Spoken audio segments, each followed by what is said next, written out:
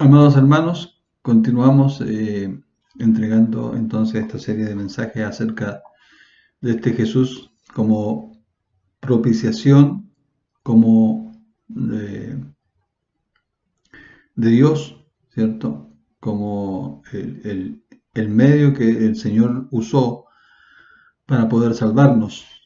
Y en esta hora, hermanos amados, eh, les voy a hablar acerca de esta seguridad que debemos tener, esta seguridad que hoy día está siendo cuestionada incluso por pastores, esta seguridad de la salvación, este Jesús que es Dios, que también ha sido cuestionado, según me decía un hermano, me decía que esto está siendo cuestionado por pastores, que Jesús sea realmente Dios.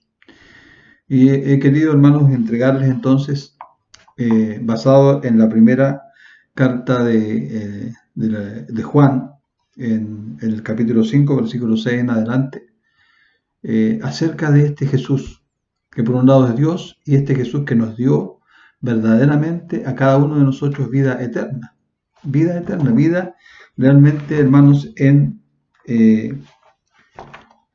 Jesús. Estamos hablando como Jesús, como provisión de Dios, ¿verdad? Provisión de Dios para nosotros. En el capítulo 5 de Primera de Juan, versículos 6 al 12, Juan dice, este es Jesucristo, que vino mediante agua y sangre, no mediante agua solamente, sino mediante agua y sangre. Y el Espíritu es el que da testimonio, porque el Espíritu es la verdad. Porque tres son los que dan testimonio en el cielo: el Padre, el Verbo y el Espíritu Santo. Y estos tres son uno. Y tres son los que dan testimonio en la tierra: el Espíritu, el agua y la sangre. Y estos tres concuerdan. Si recibimos el testimonio de los hombres, mayor es el testimonio de Dios, porque este es el testimonio con que Dios ha testificado acerca de su Hijo. El que cree en el Hijo de Dios tiene el testimonio en sí mismo. Dice, el que no cree a Dios le ha hecho mentiroso, porque no ha creído en el testimonio que Dios ha dado acerca de su Hijo. Y este es el testimonio, que Dios nos ha dado vida eterna, y esta vida está en su Hijo. Y el que tiene al Hijo tiene la vida. El que no tiene al Hijo de Dios no tiene la vida. Una vez, hermanos, afirmado el triunfo sobre el mundo, se consigue con la fe en Jesús como el Hijo divino de Dios. Juan pasa, hermanos, a mostrar los fundamentos sobre lo que se basa tal creencia, entre los que incluye, primeramente, hechos históricos, segundo, testimonio, y tercero, experiencia cristiana. Este primer punto, hermanos, estamos hablando de los fundamentos de la fe. La primera prueba, entonces, pues, es que Jesús es el Hijo de Dios y se encuentra en el relato evangélico. Las obras y las palabras de Cristo, junto con la interpretación que se da a su persona y misión, garantizan tal creencia. Estos hechos se sintetizan, todos ellos, y se simbolizan en dos acontecimientos significativos de su carrera: su bautismo y su crucifixión. Este es Jesucristo, dice Juan, que vino mediante agua y sangre, ¿verdad? Se recordará que mientras el cuerpo de Jesús todavía colgaba de la cruz, uno de los soldados atravesó su costado con una lanza, ¿verdad? Y al instante salió de él sangre y agua. Cualquiera que fuera el misterio y cualquiera sea la interpretación, hermanos, que podamos darle, cualquiera sea el misterio que hubiera en ello, el hecho parece que impresionó profundamente a Juan. Entre los escritores evangélicos es el único que narra el hecho, y lo hace en una forma que indica que lo considera de importancia significativa. Para él fue, por la razón que fuera, prueba de que Jesucristo era verdaderamente Dios, que la naturaleza del Señor estaba la naturaleza de Dios, y lo refiere para que sus lectores crean. Así también ahora en la carta se refiere al agua y la sangre, como síntesis y símbolo de todo el relato evangélico. En el agua del bautismo y en la sangre de la cruz, Cristo se manifestó como Salvador de la humanidad. Y hermanos, la palabra del Señor dice, apareció como quien podía satisfacer la necesidad del mundo. Agua simboliza purificación y sangre simboliza limpieza de ese pecado y perdón, ¿cierto? Perdón. De vida espiritual nueva y propiciación por el pecado. También en el bautismo se oyó la voz del Padre que dijo, este es mi Hijo amado. Y en la crucifixión, esa lanza que atravesó su costado, en esa lanza, ¿verdad? Juan vio el cumplimiento de la profecía referente al Cristo divino. Apocalipsis dice, mirarán al que traspasaron.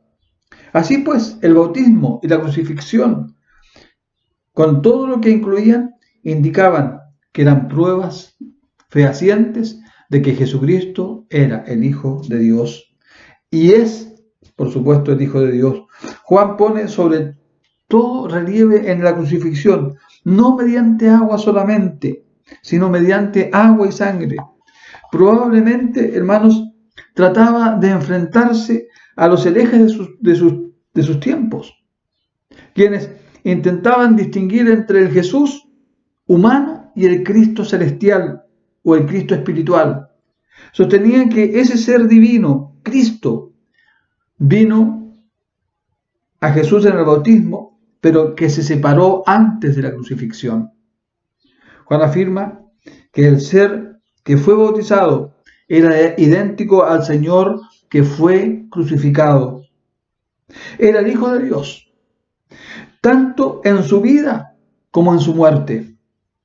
Un error similar hay que disipar hoy día en la doble manifestación en que, hermanos, aparece primero en los que niegan, ¿verdad?, la persona divina de nuestro Señor, al tratar de distinguir entre Jesús y el Cristo. Y segundo, en los que niegan la obra propiciatoria de nuestro Señor, al ponderar su poder para purificar y ennoblecer la vida, pero negándose a reconocer su muerte como sacrificio por el pecado. Hoy día necesitamos este mensaje de Juan, no mediante agua solamente, sino mediante agua y sangre. Ante todo, pues la fe cristiana se basa en hechos históricos. La segunda razón para creer se basa en el testimonio del Espíritu Santo. Y el Espíritu, dice Juan en este pasaje que estamos viendo, ¿verdad?, es el que da testimonio, porque el Espíritu, dice, fíjense ustedes que la palabra del Señor, hermanos, dice, es la verdad, y lo dice, hermanos, amados, lo dice con mayúsculas. Bueno, está hablando del Espíritu Santo, ¿verdad? Está hablando del Espíritu con mayúsculas. Y dice, es la verdad. Parecería como si en esto nos adentráramos a un reino de misterio, pero la enseñanza de la Escritura está clara. La fe cristiana se describe como inspiración del Espíritu Santo. La misión del mismo es dar testimonio de lo que es la verdad, sobre todo respecto a Jesucristo. El Espíritu es la verdad. ¿Por qué dice esto Juan, hermanos? Porque la misión suprema y gloriosa del Espíritu Santo es dar a conocer la verdad. ¿Y quién es la verdad? La verdad es Jesucristo. Porque Él dijo, yo soy la verdad. Como lo hemos dicho, hermanos, la verdad no está en una institución, no está en una agencia, no está en otra cosa que no sea Jesucristo. Entonces, la fe cristiana, hermanos, no está basada en deducciones intelectuales sacadas de los hechos del Evangelio. Nuestra fe nunca es razón para jactarse. Todo aquel que confiesa la fe recuerda, ¿no es cierto?, tal como se lo dijo Jesús a Pedro cuando reveló que él era el Cristo, el Hijo de Dios, dice, no te lo reveló ni carne ni sangre, sino mi Padre que está en los cielos. Es lo mismo para nosotros, hermanos.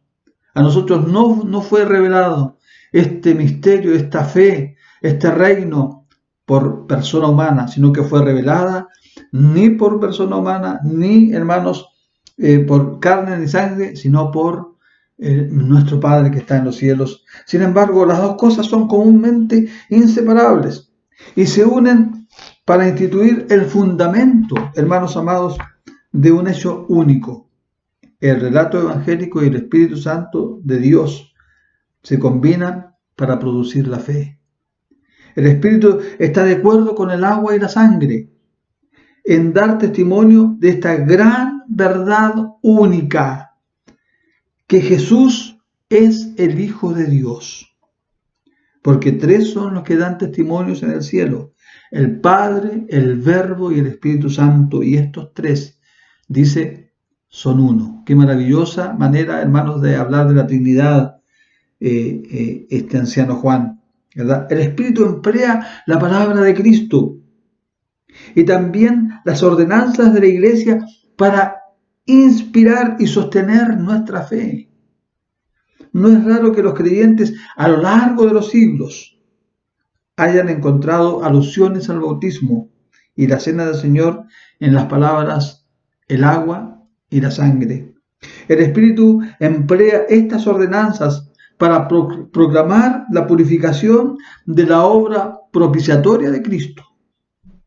La vida nueva que imparte son testimonios de la persona y de la obra del Hijo de Dios.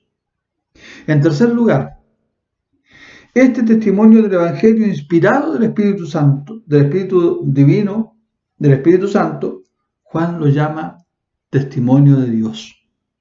Y si en los tribunales humanos se acepta testimonio concordante de testigos autorizados, deberíamos estar mucho más convencidos de la filiación divina de Cristo, dado ese testimonio. Si recibimos, dice el testimonio de los hombres, mayor es el testimonio de Dios, nos dice Juan, ¿verdad?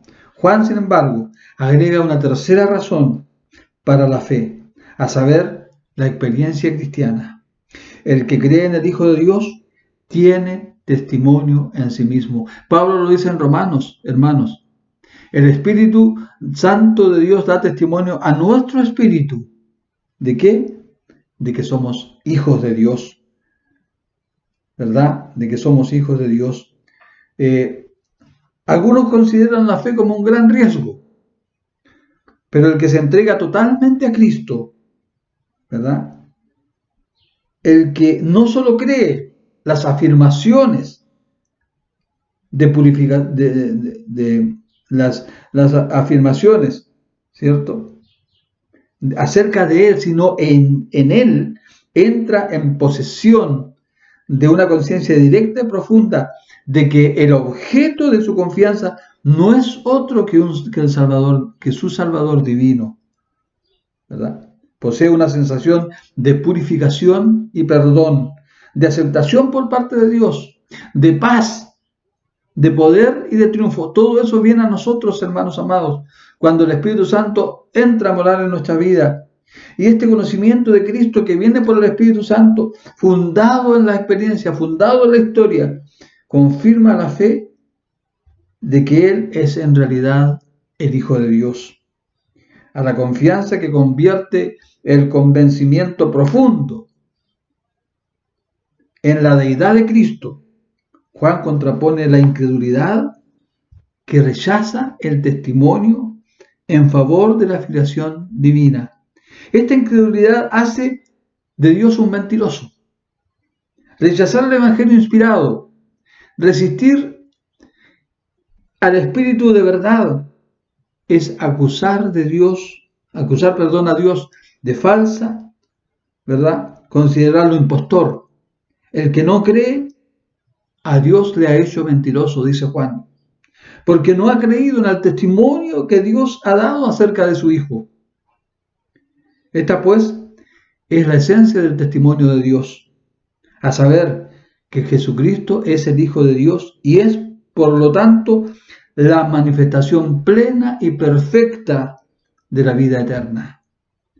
De modo que al darnos a su Hijo, hermanos, al ser Él provisión de Dios para nosotros, Dios en realidad nos ha comunicado esta vida. Y este es el testimonio de Dios, que nos ha dado vida eterna, y esta vida, dice Juan, está en su Hijo. Creer en Jesucristo como el Hijo de Dios es prueba de que uno posee esta vida. Es la señal que ha experimentado un nuevo nacimiento. Es testimonio de que se es Hijo de Dios. Juan dice y concluye esta parte, estos versículos, hermanos amados, de Juan 5, primera de Juan 5, 6 al 12, concluye diciendo esto: el que tiene al Hijo, sencillamente en forma categórica, no hay aquí, hermanos, ni que ponerle ni que sacarle, en plena certidumbre él lo dice: el que tiene al Hijo tiene la vida. No cualquier vida, la vida abundante, la vida eterna. El que no tiene al Hijo, sencillamente y en forma categórica lo dice, no tiene la vida. En segundo lugar, hermanos, habla Juan de certidumbres, cristianas, ¿verdad? Versículos 13 al 21 de primera de Juan 5, dice: estas cosas os he escrito a vosotros que creéis en el nombre del Hijo de Dios, para que sepáis que tenéis vida eterna y para que creáis en el nombre del Hijo de Dios. Y esta es la confianza que tenemos en Él, que si pedimos alguna cosa conforme a su voluntad, Él nos oye. Y si sabemos que Él nos oye, en cualquier cosa que pidamos, sabemos que tenemos las peticiones que le hayamos hecho. Si alguno viere a su hermano cometer pecado que no sea de muerte, pedirá, y Dios le dará vida. Esto es para los que cometen pecado que no sea de muerte. Hay pecado de muerte por el cual yo no digo que se pida. Toda injusticia es pecado, pero hay pecado no de muerte. Sabemos que todo aquel que ha nacido de Dios no practica el pecado, pues aquel que fue engendrado por Dios le guarda y el maligno no le toca. Aquel que fue engendrado por Dios le guarda y el maligno no le toca. Sabemos que somos de Dios y el mundo entero, dice Juan, está bajo el maligno. Pero sabemos que el Hijo de Dios ha venido y nos ha dado entendimiento para conocer al que es verdadero. Y estamos en el verdadero, en su Hijo Jesucristo. Este es el verdadero Dios y la vida eterna. Hijitos, guardaos de los ídolos. Amén. El que tenemos es una religión de certidumbre, de convicciones garantizadas, de creencias concretas. Por ello, Juan, al concluir esta carta, menciona algunas de estas realidades acerca de las que los creyentes debemos tener, hermanos, seguridad confiada. Primero, la primera de ellas es la posesión de la vida eterna. Estas cosas os he escrito a vosotros que creéis en el nombre del Hijo de Dios, para que sepáis que tenéis vida eterna y para que creáis en el nombre del Hijo de Dios. Se refiere directamente a los versículos que preceden, pero se considera con razón que la afirmación expresa el propósito supremo de la primera epístola de Juan. En ella ha ofrecido una serie de pruebas por las que uno puede tener seguridad de que posee vida eterna. Esta seguridad no es mística ni emotiva, sino una conclusión racional basada en ciertos hechos claros. Estos son sobre todo rectitud, la rectitud, el amor y la fe, como lo dice Pablo, menciona, cierto, siempre habla de esperanza, de amor y fe. En este caso estamos hablando de rectitud, amor y fe. Este último, ¿verdad?, es el que se acaba de poner de relieve. Por ello el apóstol agrega: a vosotros que creéis en el nombre del Hijo de Dios. Los que creen están seguros que para ellos la vida eterna es algo que ya poseen. Hermanos, entonces, usted y yo que hemos creído, debemos tener seguridad de que la vida eterna es algo nuestro, es nuestra posesión, ¿verdad? Este término incluye la idea de bienaventuranza futura, inmortal, pero el elemento temporal es menos destacado, hermanos, que el de índole moral.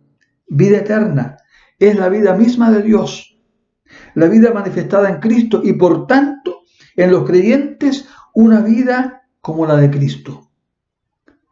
Se da ahora al comenzar con la comunicación de un principio nuevo de vida, pero Él se expande y se desarrolla hasta que cuando Él se manifieste, entonces en perfección completa, seremos semejantes a Él, porque le veremos tal como Él es, como dice 1 de Juan capítulo 3, versículo 1 y 2. En relación íntima con esta seguridad de la vida, tenemos la confianza en la oración. Y esta es la confianza que tenemos en Él. Dice que si pedimos alguna cosa conforme a su voluntad, Él nos oye. Y si sabemos que Él nos oye, dice Juan, en cualquier cosa que pidamos, sabemos que tenemos las peticiones que hayamos hecho. La oración, por tanto, hermanos, no es formalidad vacía. No es una impertinencia. No es irracional, ¿verdad? Voy a cantar, decía Pablo, con emoción, pero también con el entendimiento. Voy a leer la palabra con el corazón, pero también lo voy a hacer con el entendimiento. Hermanos, voy a orar entregando mi corazón, pero también lo haré en forma racional. También usaré mi intelecto para poder orar. Es un poder por el cual la voluntad de Dios se llega a cumplir. Es humilde y confiada en espíritu.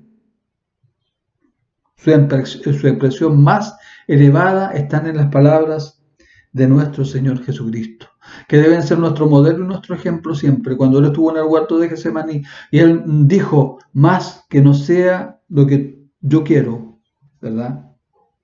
Más no lo que yo quiero, sino lo que tú. Cuando lo que, hermanos, pedimos está de acuerdo a la voluntad de Dios, tenemos la petición desde ahora, porque ya existe en el propósito y plan de Dios. Y es seguro que a su debido tiempo esa petición llegará a nuestra vida y será respondida conforme a la voluntad de Dios, no conforme a lo que nosotros queramos. Cualesquiera que sean los problemas y misterios del problema de la oración, el Hijo de Dios se acerca al Padre con confianza para darle a conocer sus peticiones, porque Él está intercediendo por cada uno de nosotros. Él está a la diestra del Dios Padre e intercede por nosotros. Juan menciona un ejercicio especial del ministerio bendito de la intercesión. Es la oración por la restauración espiritual del hermano que ha caído en pecado. Pero se hace una excepción, no se alienta al creyente que ore con confianza por el hermano que ha caído en pecado, que sea de muerte. Parece que se refiere a los que Juan ha llamado anticristos, aquellos que han negado que Jesucristo ha venido en carne, ¿verdad? Los que voluntaria y pertinazmente niegan los derechos de Cristo. se apartan de Él y la comunión cristiana y niegan al Padre y al Hijo. El pasaje puede resultar difícil, pero su propósito básico es uno, y está claro, a saber, estimularnos a la oración valiente y compasiva por el creyente que ha caído en falta. Juan menciona luego tres grandes verdades que concluyen en la fe cristiana. Se mencionan casi como artículos de un credo, cada uno introducido con la expresión sabemos, ¿verdad? La realidad, la posibilidad, la necesidad absoluta de rectitud, ¿cierto? Vamos a buscar, hermanos amados, lo que dice. Dice, sabemos que somos de Dios y el mundo entero está bajo el maligno. Sabemos que todo aquel, dice Juan, todo aquel que ha nacido de Dios, ¿verdad? Que es engendrado por Dios, ¿verdad? Sabemos eso. No practica el pecado, en primer lugar. Con ello, Juan censura al cristiano de conducta descuidada, ¿cierto? Al cínico que se burla de la virtud. Sin embargo, también pone sobre aviso al creyente que lucha contra un enemigo incansable, de que el triunfo solo se consigue con esfuerzo igualmente incansable. Pero se puede alcanzar. Aquel que fue engendrado por Dios se guarda a sí mismo y el maligno, dice Juan, no le toca. Sabemos que somos de Dios y el mundo entero está bajo el maligno, dice en segundo lugar, la realidad del nuevo nacimiento. El creyente posee una vida que Dios mismo le ha comunicado. Quizá no esté desarrollada, pero consiste en un principio y germen que lo distinguen para siempre del mundo incrédulo que está bajo el poder del maligno. Y por último, sabemos que el Hijo de Dios ha venido, dice Juan. Creemos en la misión divina de Jesucristo. Si se ha comunicado la vida, si la rectitud es posible, es porque hemos llegado a conocer a Dios por medio de nuestro Señor Jesucristo y a disfrutar de comunión con Él, que nos ha sido revelado, vuelvo a repetir, en su Hijo Jesucristo.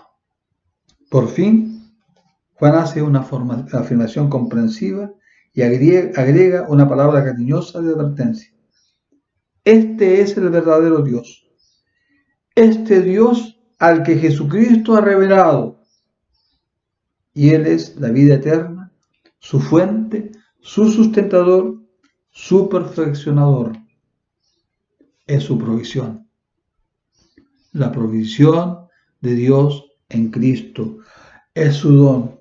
Por tanto, hijitos, dice Juan concluyendo ya, hermanos amados, guardaos de los ídolos, de todos los conceptos vacíos de Dios que se encuentran entre los hombres, de todos los sustitutivos humanos de Dios, de todo lo que podría apartarnos de Dios, porque Dios, hermanos, se ha manifestado no en un ser humano cualquiera, no se ha manifestado en ninguna otra deidad ni en ninguna otra cosa misteriosa como los hombres pretenden hoy día mostrarlo. Jesucristo se ha manifestado verdadera y perfectamente en nuestro Señor Jesucristo. Y lo dice la palabra, hermanos, y con esto vamos a concluir. Ahí en Hebreos, precisamente en el capítulo 1 de Hebreos, versículo 1 al 3. Voy a leer el versículo 3, hermanos. Dice, el cual siendo el resplandor de su gloria, la imagen misma de su sustancia, y quien sustenta todas las cosas con la palabra de su poder, habiendo efectuado la purificación de nuestros pecados, se sentó a la diestra de la majestad de las alturas. el cual siendo el resplandor de su gloria, la imagen misma de su sustancia, en Jesucristo podemos ver perfectamente al Dios verdadero. Y todo lo que hemos dicho, hermano, dice, habiendo efectuado la purificación de nuestros pecados, a través de eso, Jesucristo nos ha dado vida eterna, esa vida la poseemos y tenemos genuina y verdaderamente, a través de Jesucristo, vida eterna. Gloria al Señor. Dios les bendiga, hermanos.